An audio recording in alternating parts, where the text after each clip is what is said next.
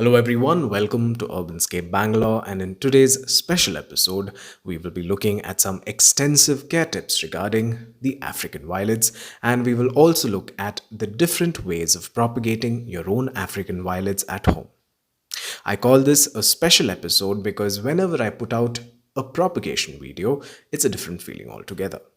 A sense of accomplishment and hope sets in, giving your morale a boost, especially during these days of despair. So, most of you who have followed me for a very long time would remember this particular African violet. And I had already divided the plant into different containers because thankfully for me, my violets grew really well. So, in today's episode, we will look at two ways of propagating, one being the division method, and the other will be the leaf propagation method. So, the right time to divide your violets is during spring once the blooms have died and you see there is an overgrowth of leaves. So first, let's look at the potting mix we must use. So you can use a well-draining mix of 30% cocoa peat, 40% sand and 30% compost. Additionally, I'm adding some cow dung powder and goat manure for some nitrogen boost. So take the plant out of the container carefully without breaking the soil stuck to the roots. Divide the plant like this. Do everything as slowly as you can.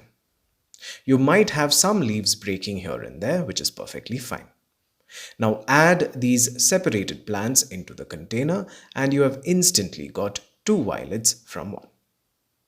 Now for the fallen leaves, you can add it back into the soil by immersing their unusually long petioles into the potting mix.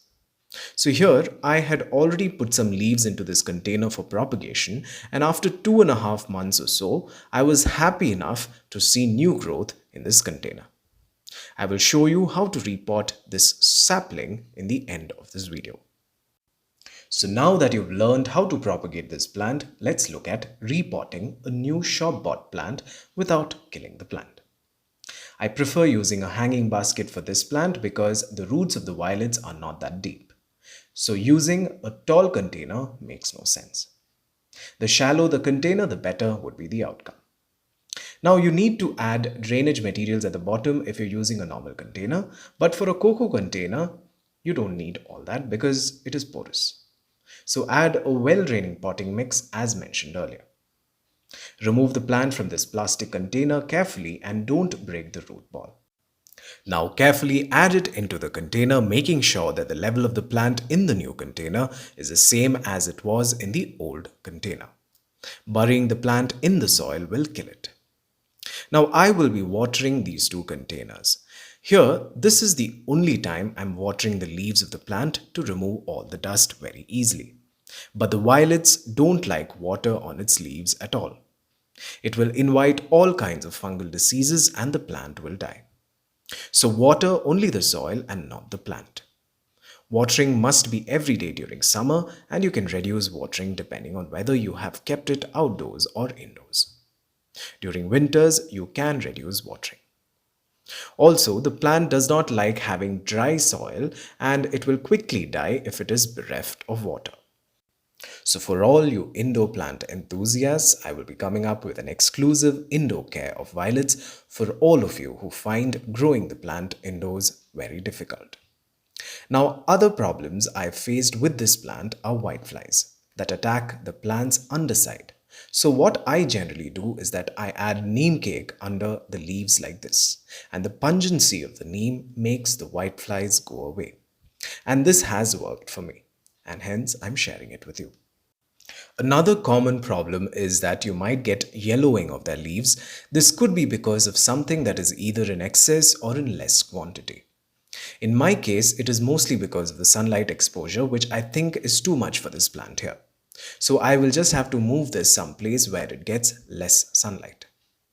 Other reason could be lack of nutrition or some kind of pest attacks as well. So I would fertilize this plant with some tea leaves, compost and banana peels, and the plant does really well with these organic fertilizers. Now let us look at how to repot this leaf propagated sapling. So be very careful while repotting such small saplings. Take a sharp object like this or even a knife would do. Poke it deep in the soil a few distance away from the sapling and slowly remove the sapling without breaking its roots. Now I've taken this small container and I've added a well-draining mix of some sand and compost and some garden soil as well. Just add the sapling in the middle, making sure it is not deeply planted. Backfill around the plant. You don't have to remove the old leaf, you can leave it till the plant establishes well in this new container, and anyway it will wither away on its own, so don't worry. Now water the plant and keep it under a part sun location away from the rain.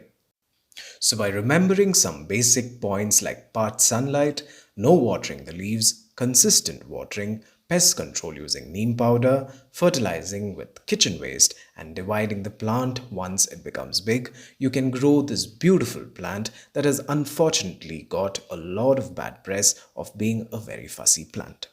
But on the contrary, you can see in this video that it is not true at all. So with this, we have come to the end of yet another episode of Urbanscape Bangalore, and if you like this video, then please like, share and subscribe. Also follow me on Instagram and Facebook, the links are given below. So until we meet again, a very warm goodbye.